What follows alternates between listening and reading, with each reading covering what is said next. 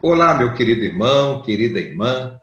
Alegria voltar a estar com você para o estudo da revista Compromisso. Hoje, estudando a lição de número 10, que tem o tema A Visão das Taças com as Pragas. As 7 taças do Apocalipse. Esta é a lição de hoje, baseada exatamente em 2 capítulos, os capítulos 15 e capítulo 16. O capítulo 15, versículo de número 3, é o verso-chave da lição de hoje, que diz assim: E cantavam o cântico de Moisés, servo de Deus, o cântico do Cordeiro, dizendo: Grandes e maravilhosas são as tuas obras, Senhor Deus Todo-Poderoso. Justo e verdadeiro são os teus caminhos, ó Rei dos Santos. Que o Senhor nos abençoe na sua palavra. Este versículo ele é dito momentos antes da narrativa das taças, quando ainda se mostrava na visão o rei que está no trono e que deve ser glorificado por todos os servos e que todos os servos glorificam o seu nome. Mas há coisas aqui interessantes neste versículo de número 3 que eu gostaria de chamar a sua atenção para 2 expressões do verso: Cântico de Moisés e Cântico do Cordeiro. O Cântico de Moisés, com certeza, é uma referência à libertação do povo de Israel do cativeiro do Egito. Este louvor foi levantado aos céus em gratidão por aquilo que aquele Deus Todo-Poderoso, que é o nosso Deus, fizera por eles e que continua fazendo em favor do seu povo. Êxodo, capítulo de número 15, versos de 1 a 18. Então, nós encontramos com clareza aqui essa expressão Cântico de Moisés, uma referência ao evento da saída do povo do Egito. E Cântico do Cordeiro é o cântico da salvação, na pessoa do Senhor Jesus Cristo. É a libertação da escravidão do pecado. Lá, libertação do Egito. Aqui, libertação do domínio de Satanás. É o Cordeiro de Deus, que é glorificado aqui no capítulo de número 15. É a exaltação do Senhor Jesus, que é o Senhor da história, o juiz das nações, o justo e verdadeiro, o Rei soberano sobre toda a terra.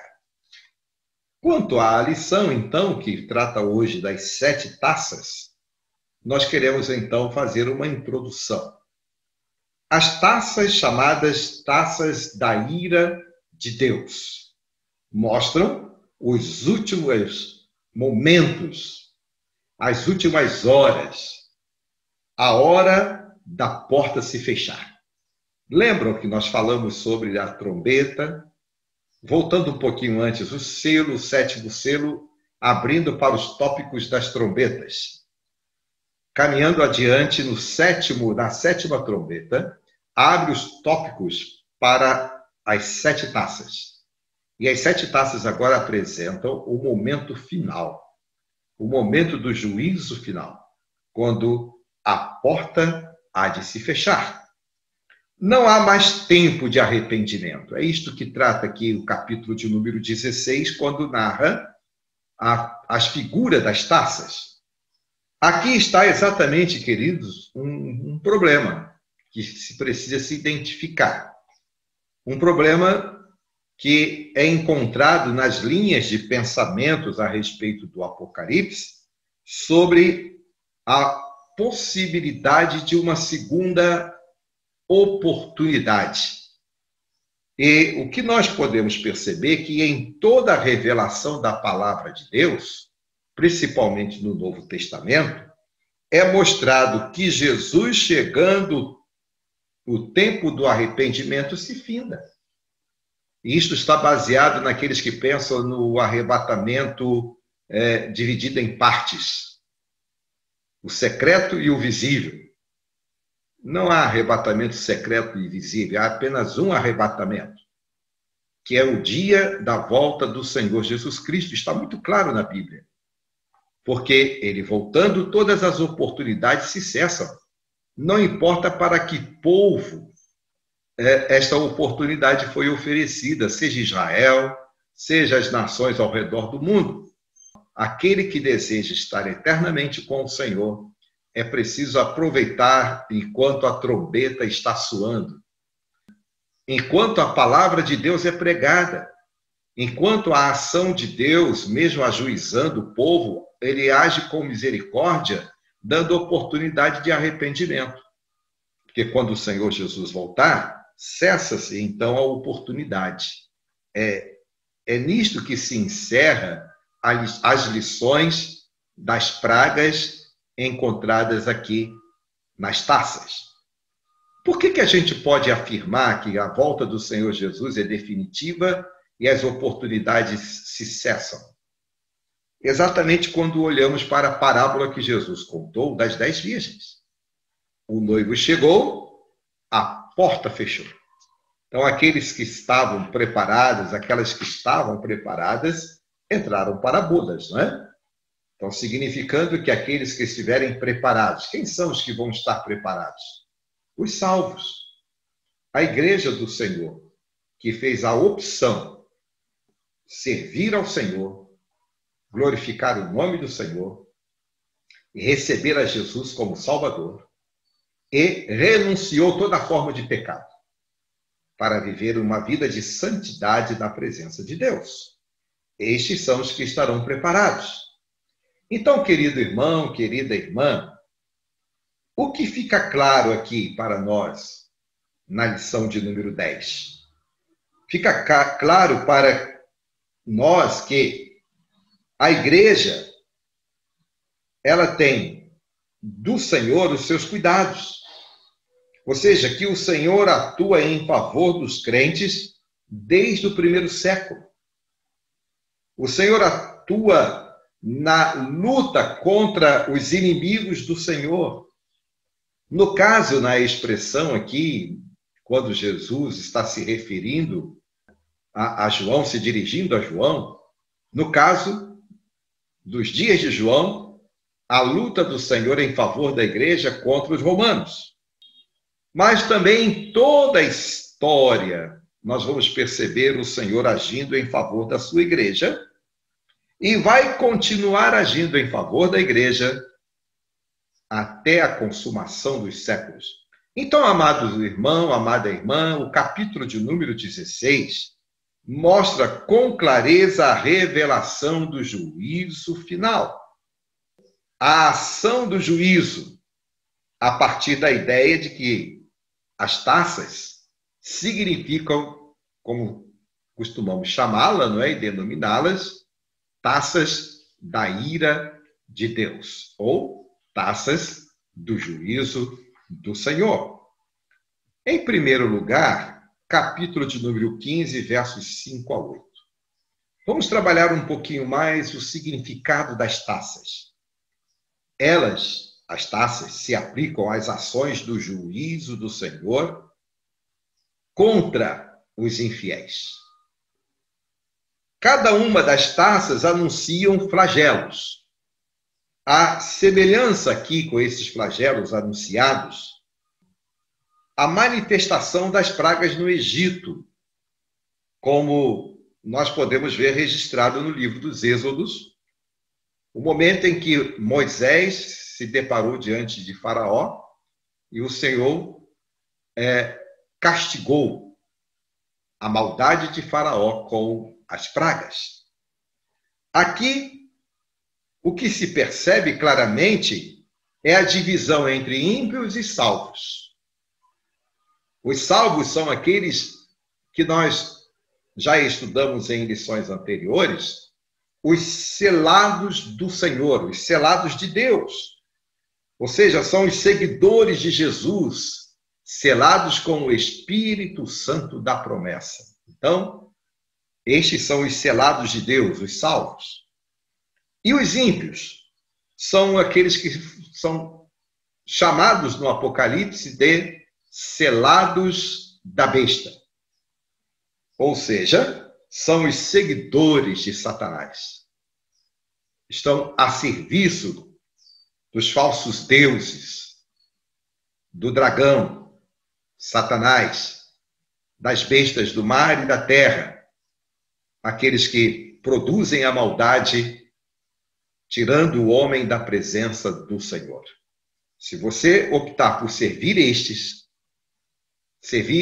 segmento contrário ao Senhor, lamento, a Bíblia diz que estes estão selados com os selos de Satanás, ou o selo da besta. Agora, os salvos em Cristo têm o selo de Deus, o Espírito Santo do Senhor. Em segundo lugar, capítulo de número 16, significados das pragas, que é percebida no derramar de cada uma dessas taças, 7 taças. As taças primeira e até a quarta, versículos 4 a 9, revelam flagelos, ou seja, colapsos que estão preditos na natureza, que está aliada ao dia do juízo, como o Senhor nos fala a respeito disso em Mateus 24. Recebem a paga do mal que fizeram. É contra aqueles que praticaram o mal contra o Senhor, que zombam do Senhor. É o julgamento divino contra os rebeldes. É a punição sentida por causa das blasfêmias do nome do Senhor.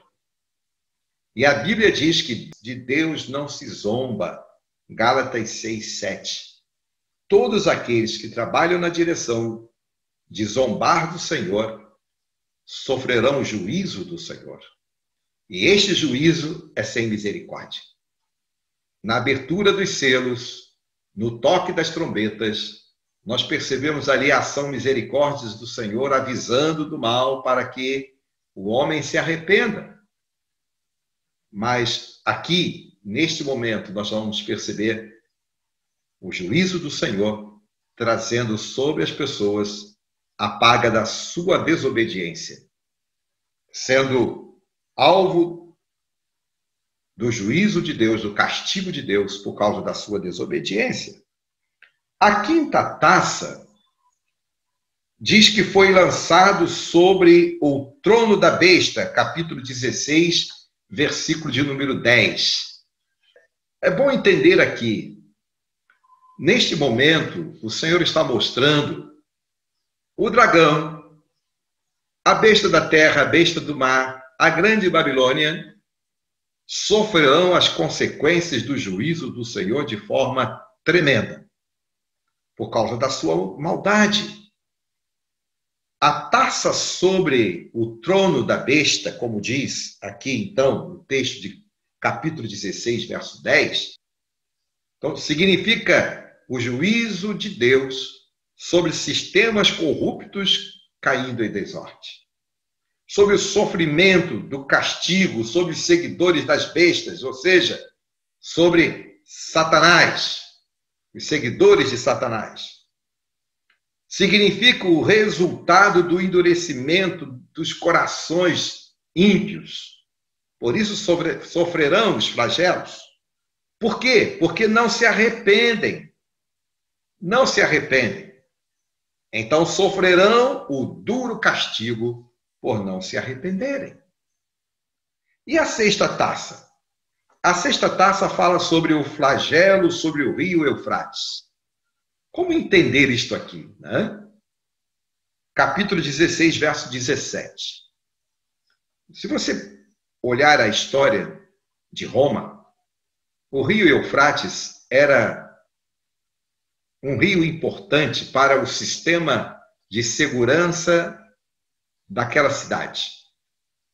O rio Eufrates contribuía para o sistema de segurança de Roma. Era uma defesa natural dos romanos. O que significa o flagelo do derramamento da taça sobre o rio Eufrates? Significa que nada impedirá a justiça divina sobre os rebeldes e sobre aqueles que lutam contra o povo de Deus. Então o Senhor age com justiça e com juízo contra os perseguidores da igreja de Jesus, da igreja do Senhor. É isto que significa. E a sétima taça? Capítulo 16, versos 17 e 18. A sétima taça, irmãos, então, é a manifestação final. A distribuição de 1 a 7 nos selos, 1 a 7 nas trombetas, 1 a 7 nas taças, é uma forma didática.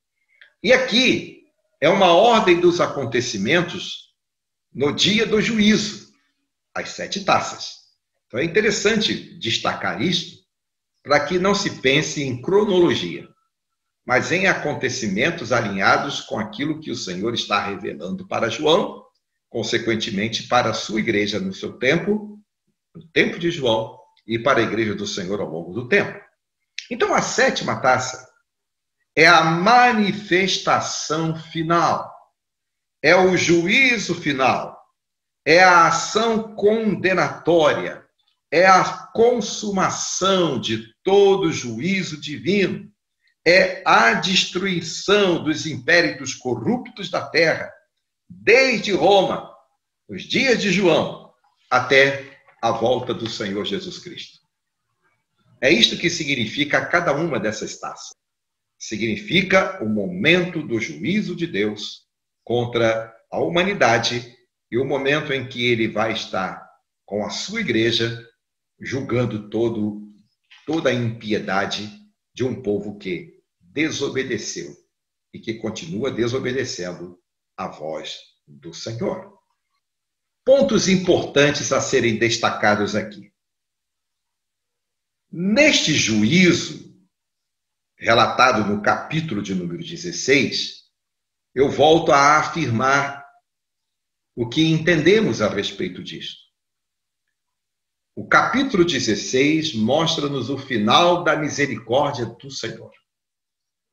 A oportunidade de salvação é antes da volta de Jesus.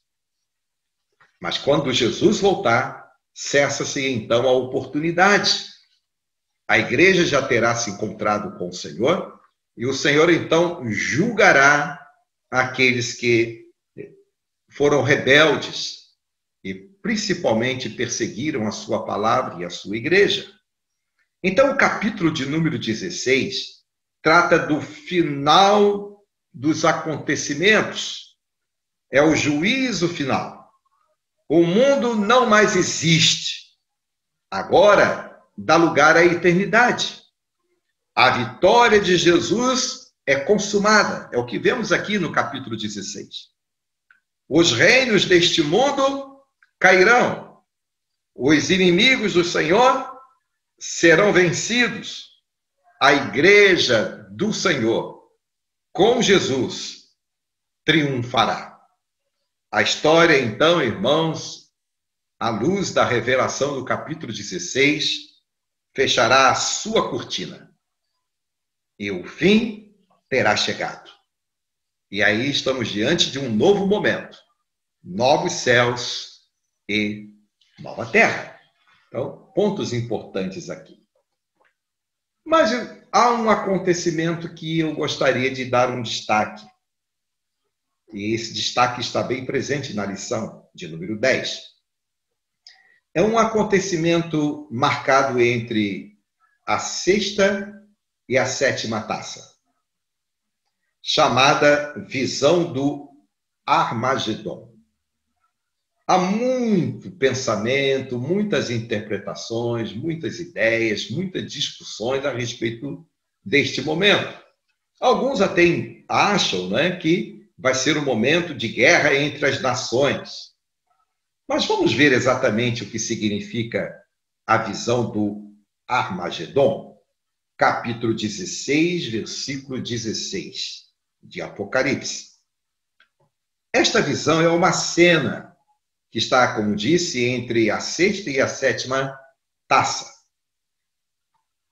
Para muitos, e eu entendo como importante ser exatamente esta referência, João está tratando de uma referência de algo que o povo do Senhor conhecia nos dias de João.